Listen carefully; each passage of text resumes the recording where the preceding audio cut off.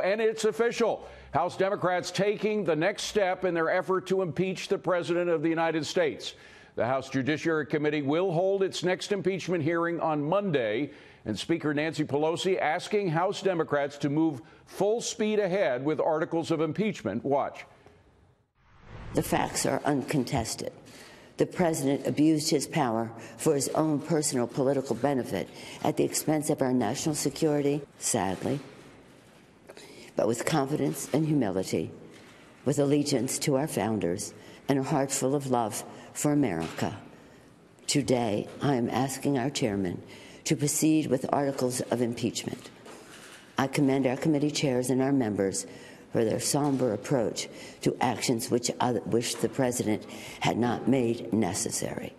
Well, meanwhile, the president telling House Democrats to do it all as fast as they can so that the Senate can, quote, have a fair trial. To Edward Lawrence at the White House with more. Edward.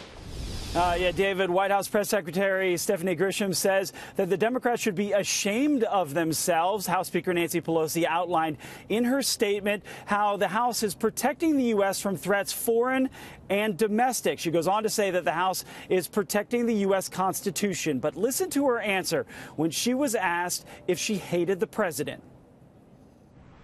This is about the Constitution of the United States and the facts that lead to the president's violation of his oath of office. And as a Catholic, I resent your using the word hate in a sentence that addresses me. I don't hate anyone. Today, with the Speaker announcement, she has weakened this nation. And that's House Minority Leader Kevin McCarthy, Republican, saying this is all about politics. Now, advisors here at the White House hired to handle impeachment are turning this back on Democrats. Listen. As the House is suggesting the president abused his power, it actually is the Speaker, Adam Schiff, and Jerry Nadler who are willing to abuse their power given to them as a House by the Constitution to impeach the president. And the president says on Twitter this: it sets a dangerous precedent where impeachment will be used on a regular basis to attack future presidents. You see that tweet there. The president also saying on Twitter that during the Senate trial that they will call Hunter Biden, Adam Schiff, as well as House Speaker Nancy Pelosi, putting them all on the spot. And David, as you said, what's next? The 6 committees, according to the House Speaker, on Monday will start with their presentations. Back to you. All right, Edward, thank you. So, as Edward just said, more action on Monday when the evidence is presented to the Judiciary Committee. So what does this mean for the timeline of the impeachment? House Judiciary Committee member, Colorado Republican Ken Buck, joining me now. Congressman, first of all, I'd like you to respond to what Speaker Pelosi said. She claims that the facts of this case are uncontested. How would you respond to that? The facts of this case are based on hearsay, they're based on speculation, and they are absolutely contested. And the Speaker knows that. She believes that she can draw certain inferences from the testimony that was given. Nobody else believes that. At least I certainly don't believe that. I think as a prosecutor for 25 years, I want to see the facts, I want to see the documents, I want to see the people, and all of that is not present in this case. Well, she is doing something that she has said repeatedly, beginning as early as last January, again in March, saying that she would not do what she has just said she will do, which is bring it to the floor for a vote, impeachment. She said she would not do that if it's a purely partisan issue. Is there any sign that this is anything other than a purely partisan issue? Any Republicans in the House who are going to vote for impeachment?